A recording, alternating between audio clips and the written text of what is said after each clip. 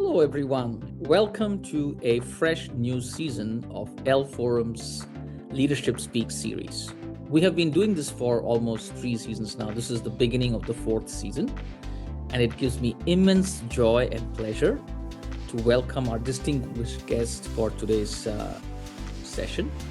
I have with me Mr. Subhrangshu Sanyal, the CEO of the IIM Calcutta Innovation Park, which is a first of its kind innovation park in Eastern India, nurturing and grooming entrepreneurial mindset and entrepreneurial organizations. Without further ado, please welcome Mr. Subhrangshu Sanyal. Hi, Subhrangshu. Hi, Welcome to the show. A pleasure. Thank you so much. Thank you for joining us. It's a joy to meet you again virtually. It was a pleasure meeting with you on campus, so it's a joy meeting with you virtually. So, as you know, I had shared with you, Subhrangshu, this is a forum meant for entrepreneurial leaders. And we bring here leaders and experts who share their views and thoughts on various aspects of entrepreneurial leadership concepts. So this season, I thought I will, what you and I discussed as well, discuss the importance of vision clarity and vision alignment in an organization for sustained success. So I have just a few questions for you. So we'll probably start off by, hearing your journey as a leader so far and how you came about with IIM Calcutta Innovation Park and your journey so far. And I think I'd like to start with that. So over to you. Yeah, that's very interesting, because we are talking about entrepreneurial vision.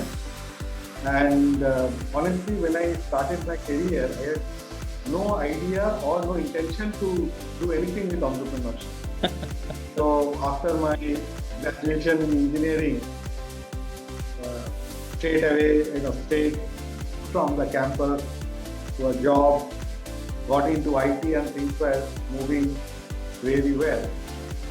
But they call it destiny, and destiny takes you to places and to areas which you have never planned. And if I can summarize my journey, I will say, whatever I planned, it didn't happen, and whatever I did, I never planned. So all were a series of accidents which maybe got happy coincidences, hopefully. Yes. Initially, when it happens, when your plan gets disturbed, you always complain, you get upset. But now, when I look at it like a replay of what has happened in my life, I feel that something good was destined to happen. And that's the reason I didn't do what I planned to do, or I couldn't do what I planned to do. And I'm doing what I never planned to do. So it's a very funny way of explaining my journey.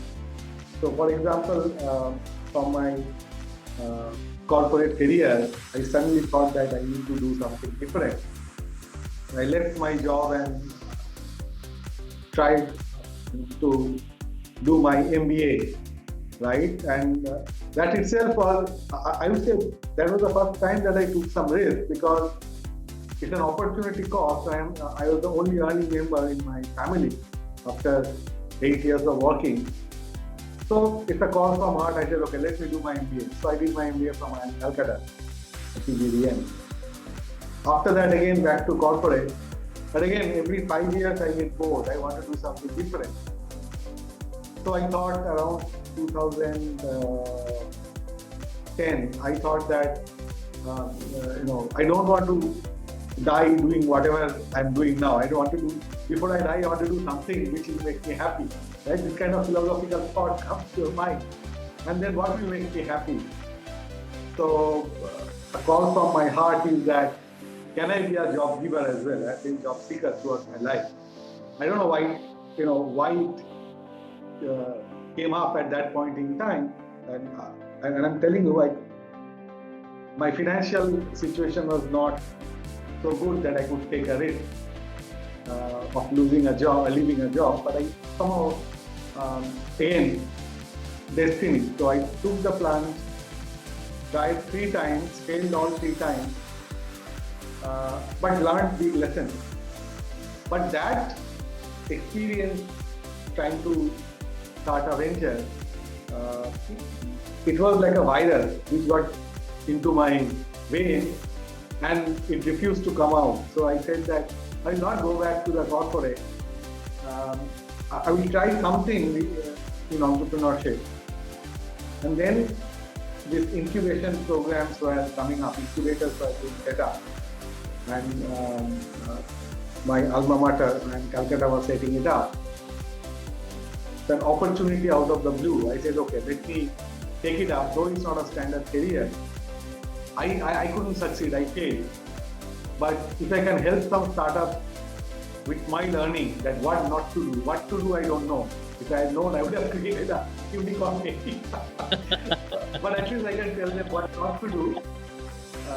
That might help them, right? So that was the motivation to take up this opportunity at that point in time, which was not at all financially secure and all.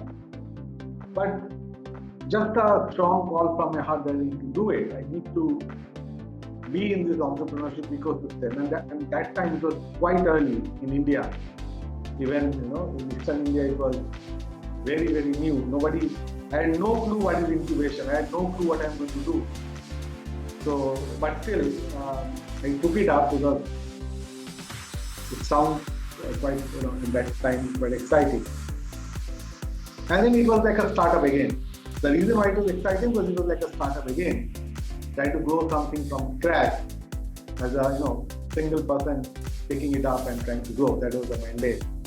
Helping to scale up, sustain. So that's my journey till now, and now you can support my claim that whatever happened, it was not planned. It just happened.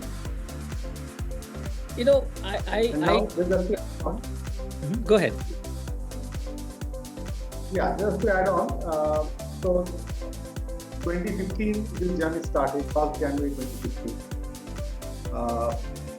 And till now, let me tell you, I am enjoying every day of my life.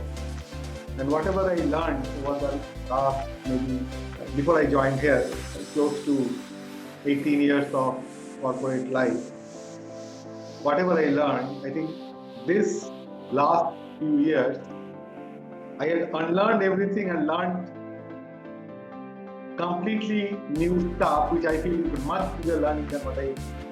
Obviously, corporate learning was a base, but I'm working with the startups, which are much bigger learning, much more enjoyable. So that's the journey.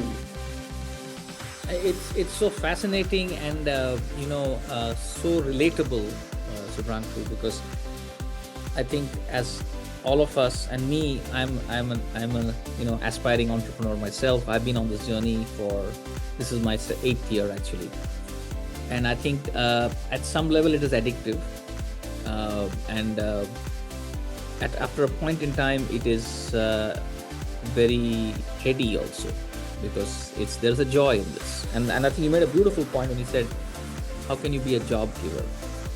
I think with all the advantages we've had, given the kind of education we have received, it's only fair that you give back. So I'm so happy and so proud of you, of the wonderful work you're doing at the Innovation Park, and more strength to you and your team.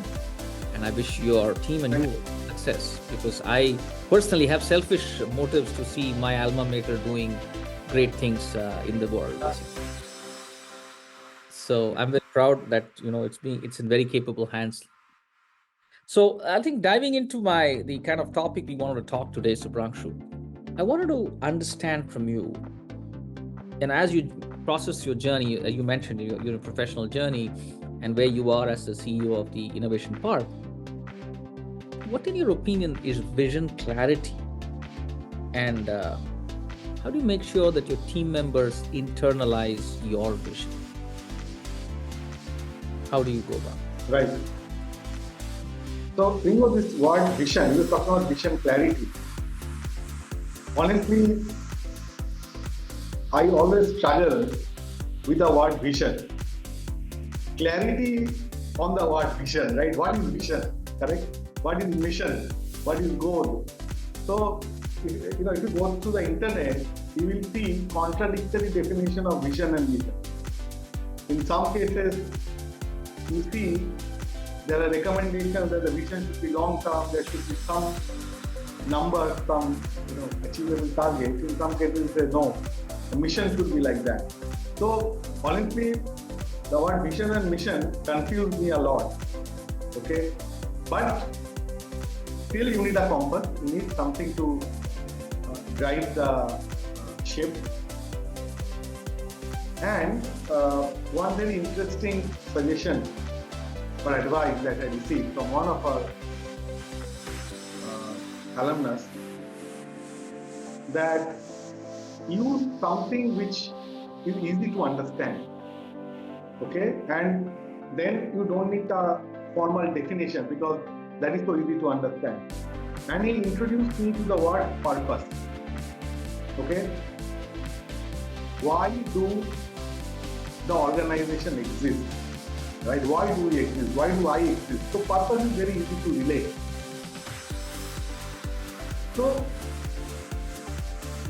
the first thing that we try to do is to define the purpose of our organization, that why should we exist? If we don't exist, what will happen? Correct? What big problem we are trying to solve, right? There must be a big problem which we would like to solve, right? And that is our purpose. So we actually started with purpose. And that was much easier to understand and define. And if you look at the purpose of an organization, it says like this, that actively foster innovative and socially impactful entrepreneurs and enable livelihood creation. So we figured out that in India, the biggest challenge is we have, our strength is our population, but that is a challenge also, right? Create livelihood opportunities.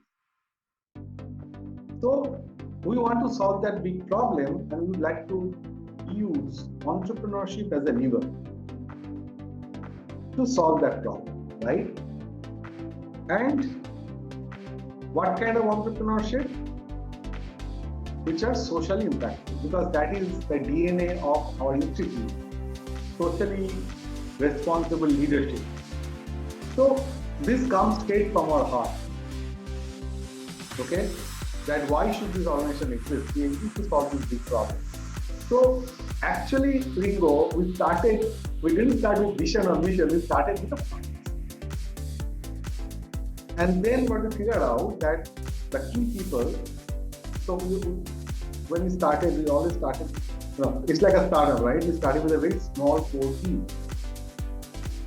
That also helped me to identify the right kind of people who would be willing to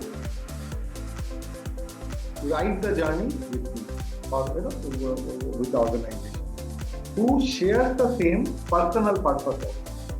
So when we talk about vision, clarity and all, I feel my take on this is, you have better clarity on the purpose when the organization's purpose is well aligned to your own personal purpose. Okay? Unless it is like that, I don't think employees care about the organization's vision. Everybody thinks about what's in it for me. And if it's what's in it for me is aligned to what the organization wants to do, then it's a marriage. Yes, I am working here because I am getting paid. The day I get a better offer or the day those incentives are not there, then I am not interested to work with this organization anymore. Right? So what can break this barrier? I feel only when the what's in it for me is very well aligned with the what organization offers. That is the purpose. When it's aligned to the purpose of my life.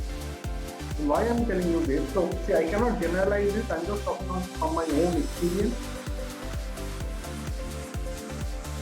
our leadership team, our key players, see, the incubation ecosystem is very strange. It is not an industry. Typically, these are not for profit, right? And the financial incentives are quite low for the individuals because these incubators always struggle to sustain, right? It's a not for profit. But having said that, to support startups, you need very high skilled professionals. Now look at the challenge. I need very good quality people, but my ability to pay is low. And I cannot guarantee a career track like a bank or investment bank or consulting or something like that. Right? Now, we are not for profit. We cannot also share dividends and all, right? I cannot give you ESOP. Correct? The way, so, how to overcome this challenge and still attract great quality people? So, we figured out by accident again, hard way, that if we somehow manage to get people whose personal purpose, the purpose of my life, is aligned to the purpose of the organization, then all these challenges vanish and you can build a team. I think this will be applicable for startups as well because our mode of working is also like startup. But our more difficult because they are not for profit. We cannot show you the money. So I answered your question probably in a roundabout manner without directly talking about vision and vision clarity. But this is what I experienced and I'm sharing. Absolutely, and I think the purpose of this conversation is to hear your thoughts organically, because each of us have a different approach, and which is what makes this whole forum and these podcasts so unique. In fact, I have had wonderful feedback from all my past conversations that they enjoy the uniqueness and the bespoke way each leader speaks. So thank you for that thought. So if I may kind of sum it up, so in your mind, for you to define vision clarity, you need to have a clear purpose, and a purpose that aligns with the personal purpose, aligns with your organizational purpose, and that hopefully is the clarity that you people internalize your vision at that point. Have I understood that right, Subhrangshu? That's a starting point. What I mean is that is the starting point. Okay. Yeah. Excellent. So once you have kind of had the vision that you articulated a little while ago, how do your teams align their own operations or their own teams to this larger vision? How does that happen in your organization? Right. So, as I mentioned, that the starting point was the purpose, but then you need to bring it down to a more ground level, right? Where you can define the mission, the goals, right? So that people who are delivering on the ground, they also need to be aligned. Now here we face a lot of challenges. Initially, when we are, let's say, 10, 12, 15 members, and we worked that way for a long time. For at least initial 3 to 4 years, our team size was like that, like up to 15. So then the advantage was that we all worked together, same place. We took decisions together. We defined goals together. So that way, it was quite democratic. So that way, understanding of the goals of the organization, just for this year, for the next 2 years, connected to our purpose, happened pretty well. So now, everybody is part of all those discussions and all, and everybody has a chance to share their thoughts, views, and then we took decisions together. So those exercises are much easier. But then, post-COVID, like most of the organizations actually ramped down during COVID, but strangely, we ramped up significantly during COVID. So just pre-COVID, we were around 25. Post-COVID, it was around 50. We almost doubled over the 2 years. Now, when it happened, most of this growth happened and the team that joined virtually. And there was no option to meet them face to face. And they were in different locations, right? And they needed to run immediately after joining, right? So there was no scope of getting them in one place, in one room, talk about, explain to them about the purpose, the vision, mission, and all those, and align them. That hit us badly later on.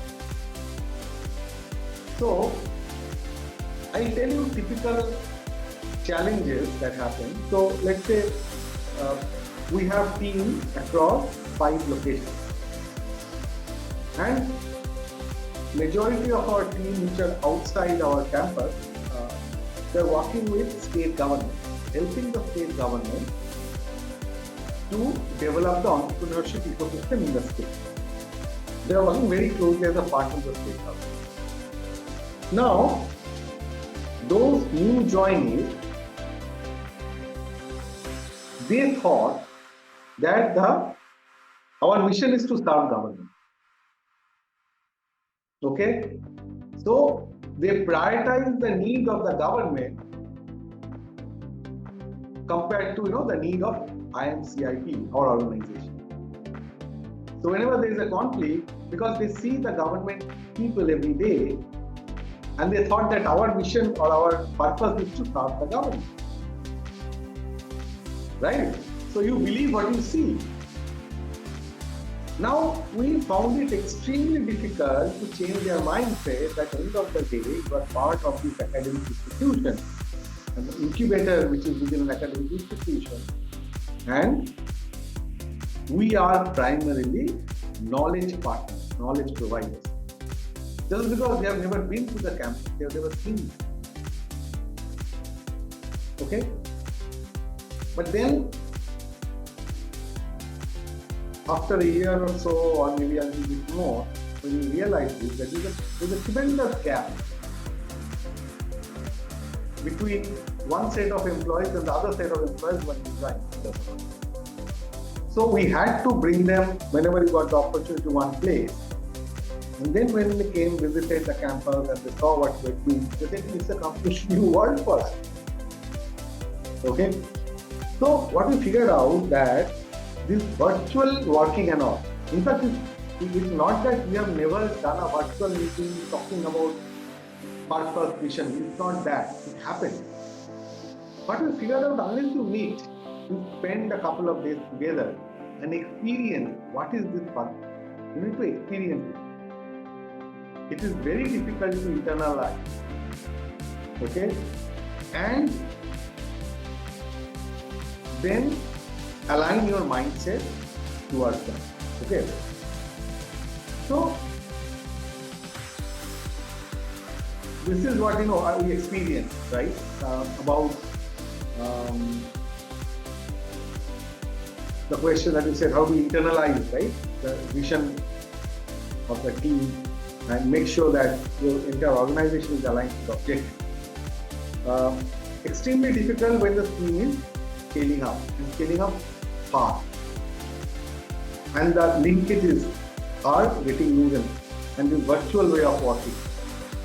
All this, we found it extremely difficult. So, how did you counter that challenge, Subhrangshu? When you realized with your virtual team and COVID, obviously you had one layer of team which was probably pre-COVID, and then you have a COVID team, and you also scaled up 2x. How did you bring the team back in its focus? What innovative ways did you use to get there? So I need to think actually. So there are several things we tried. And let me tell you, these webinars and all didn't help. Okay, we did several online sessions, but no, didn't help. I think one way that helped is that mixing these teams in a sense that, as you rightly said, that we have, let's say, out of 50, 20 people who have been with us for quite some time, and the 30 were relatively new to the system and they have never worked together. So, the first thing we tried is that, so the webinars are not in what I told you. We said people need to be co-located. They need to be there, spend 2-3 days, have fun, but also see what is actual IMCI. They have just seen a partial view and they thought that is the complete. It's like that elephant and 3 blind men, right? Yeah. We said that let them big picture. So when they came, when they experienced, when we saw our other aspects, other facets of IMCI, we saw our strength, the strength of IIM Calcutta. Just visiting the campus, just looking at the classroom, interacting with the students, gave them a completely different picture of our incubator, that we are incubator run by an academy, like we did an academy, right? This flavor they were not getting when they are working remotely with the government. And this small experience made a difference. So, first of all, when you don't see your mother, right? So you don't even realize the strength, good and whatever it is.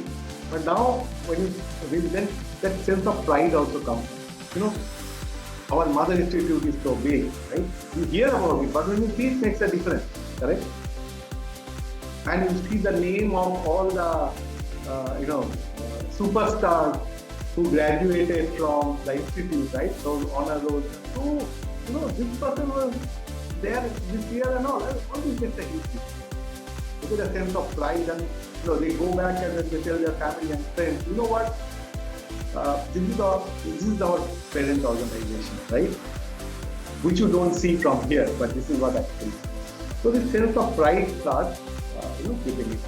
And then one thing that definitely we try to ensure that people who are joining us, they are joining us again. There's some basic alignment of the path.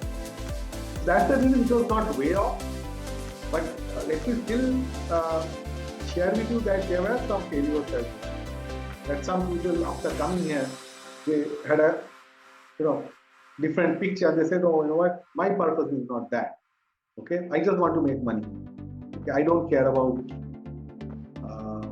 social impact and all those. So some of them couldn't survive also. They left. Okay, but that's good for the organization. The people who are there, they still believe whatever they're doing. So that is our experience. Amazing. That's very interesting, and I think that in itself is a subject for a separate discussion, I guess, on the innovative way used. So I think I've kind of sum it up with my last question for our session today is, what are what are the key benefits you've seen because of clarity and alignment, vision, clarity and alignment? What benefits have you experienced? Right. I think one benefit that I can definitely see is, first of all, our organization, as you know, is like a startup, right? We have lack of resources, okay? But we want to do bigger things. So that can only happen when you cross-leverage, right? You cannot work in silo, saying that, okay, you are working with the Meghalaya government, so you are part of that project, which typically happens in a corporate, right? You are in a department and that's it. We cannot grow like that. We cannot scale up like that, right? We need to break the silo. And whenever there is a sudden or a new project comes up, a new assignment or new initiative comes up, I don't want to hire more people, deliver it and then ask them to go. if it's not a very long-term thing. I would rather cross-leverage our current resources and implement it, right? So this alignment of vision or purpose, I would say, once it happens, then it's easier to get people support organization-wide initiatives or initiatives which may not be, let's say, somebody working in Meghalaya, and we request them that, look, whatever 30% bandwidth if you can devote for this project, which is, let's say, a national level initiative. So they don't complain. They are happy to participate. And they put that additional effort and execute. So this is one benefit that I have seen. Even if people are doing different kind of jobs, different kind of activities, but if requested for support, unless they are too much stretched due to their bandwidth is too much stretched due to their current thing, people from anywhere in the organization are willing to support without complaint. They are willing to travel anywhere else for a temporary period and execute. Okay, in spite of having a defined project or department. Okay, so this is what I find extremely useful. Another advantage, less conflict, because if somebody is asking for something, you know why that person is asking for that. So people generally don't say that that's not my job. So that's the culture we try to build, that you should not respond to any request saying that it's not my job, because that is aligned to our overall purpose. And again, we achieve much more if we work together, aligned to the same objective. And satisfaction. If you are in a certain project, sometimes it gets boring. If you get to support a bigger initiative, then you get a sense of bigger achievement, right? Satisfaction. That also helps our employees. So I feel all these things are benefits of having a alignment to the purpose. Excellent. Personal purpose as well as the organization. So building on that, while you were saying that, this thought came to me. What are the, let's say, top 3 or 4 challenges you have encountered while pushing through with your purpose or your vision? What are the challenges you have encountered in your own journey? Yeah, absolutely. See, sometimes what happens, again, like any startup, when we are trying to make your initiative sustainable, right? Your venture sustainable, you may not have a choice always to take up many things which may not be aligned to your core objectives or core competencies, but opportunistic, I would say, right? To pick up many projects, many assignments, many initiatives, because it will give you some cash flow, right? Which is very important for your survival. But then, and many of those cases, you figure out that yes, you can do it very well, right? But still, that's not your core activity. And after a while, you decide that we don't want to do that anymore. That was a need 3 years back. But now, if we keep on doing all those, we get defocused and we miss our bigger objective. Okay? So then, it's a challenge. People who are involved in that initiative, it's a challenge to align their mindset to our core objectives. And look, because they start loving it. Okay? They also get into that groove. So it becomes very difficult to shift their mindset back to the core objective. So that is one. So as and when the organization goes, these challenges keep on coming. Second thing is, there is a peer pressure. Right? People come, join, they want to do good work, they want to do time. But then you are not isolated, you are not an island, right? So your peers are working in various places. And then they would grow up the corporate ladder. There are designations and all those things there. But then the organization of our kind is typically a flat kind of organization, right? You cannot, it's very difficult to create multiple layers and make it an administrative hassle. Like associate VP, assistant VP, VP, president. There is no need. It's unnecessarily adds on the complexity. So then, some people also start aspiring for this kind of, corporatized structure. Okay, which is not, aligned to our overall way of working. Right? It's very flat, flexible. Then the third thing is that is very important, though there is an organization, purpose, alignment and everything, but still we are working with human beings, right? Some people within that organization would like to create their own empire. And they would like to run the empire the way they would like to do it and not necessarily aligned to the organization, right? So it is creating silos within the organization, okay, and pockets within the organization which are not necessarily aligned to the bigger goal. So as and when the organization grows, this pocket starts germinating. So you need to always watch out, and this typically happens with the leadership. Okay, because now some of the leaders would like to have their own little empire, right, with their followers.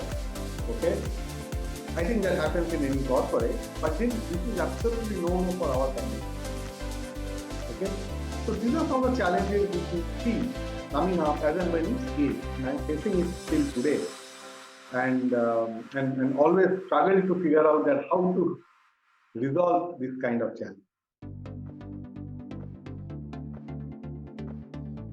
I think I totally resonate with it, and I think entrepreneurial setups or setups like yourselves is a very different game. It's very unique, and yeah, I think it is. It's a perpetual challenge, I guess. The challenge of growth, I guess. Yeah. But extremely energizing conversation, Subhrangshu. Thank you so much for your time. I know you have a busy schedule, I held you back at work just for this. Thank you so much for finding the time for me. And needless to say, I would like you to continue being an active participant at the EL Forum. This is meant for entrepreneurial leaders and entrepreneurs. So I would be most privileged and honored if you continue to participate in our activities. And I wish you and IMC and IMC IP all success and all glory in the days to come. Wish you all the very best. Thank you so much. Thanks, Ingo. Some of your questions were real tough questions, and I still don't have the ideal answer for those. I just when we met on campus, I told you, right? Entrepreneurship doesn't have a textbook. There are no textbooks for entrepreneurship. No two entrepreneurial leader has approached their problems identically. There are similarities, but each nuance is different, and that makes it so fascinating. I think that's what fascinates most of us to pursue this path. So your answers were very, very exciting, and I think I had made a lot of notes myself, a lot of food for thought, as they say. So thank you for that. And so I hope to continue having more dialogues and participation from your side in the future as well. Thank you. Have a great day. Yeah. Like, share, and subscribe to the EL Forum channel.